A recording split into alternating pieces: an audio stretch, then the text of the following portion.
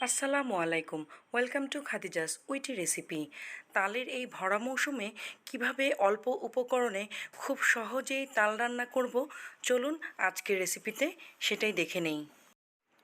আর এই তাল রান্নার জন্য শুরুতেই তালের পাল্প বা তালের রস বের করে নিতে হবে।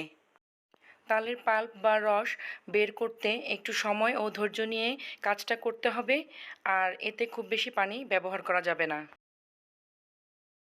আজকের রেসিপির জন্য আমি দুটো বড় সাইজের পাকা তাল নিয়ে নিয়েছি, আর তালগুলোকে দেখুন ভালোভাবে চটকে রস বের করে নিচ্ছি। এখন এই তালের রস আমি চুলায় মিডিয়াম টু হাই হিটে অনবরত নেড়ে বলক তুলে নিব, আর তালের রসটাকে জাল করে অর্ধেক করে নিব। এই জন্যই আপনারা তালের রস বের করতে চেষ্টা করবেন পানি যত কম ব্যবহার করা যায়।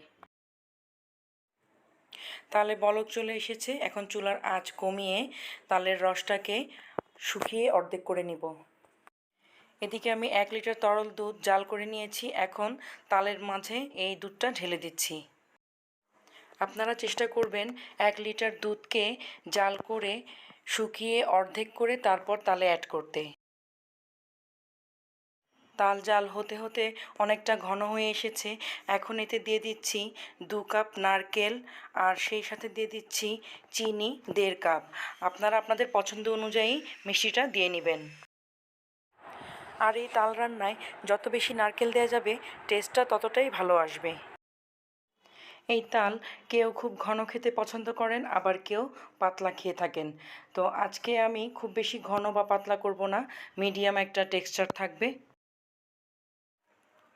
আমার তাল রান্না হয়ে এসেছে, তাল শুকিয়ে বেশ অনেকটা ঘন হয়ে এসেছে। এখন আমি চুলা বন্ধ করে দিব, ঠান্ডা হওয়ার পর এটা আরেকটু ঘন হয়ে যাবে। তাল রান্না হয়ে গেছে, now it's ready to serve. আমি একটা সার্ভিং ডিশে সার্ভ করে নিলাম, আর উপর থেকে কিছু নারকেল কোড়ানো ছড়িয়ে দিয়েছি। এই তাল মুড়ি, খই কিংবা রুটির সাথে বেশ ভালো জমবে।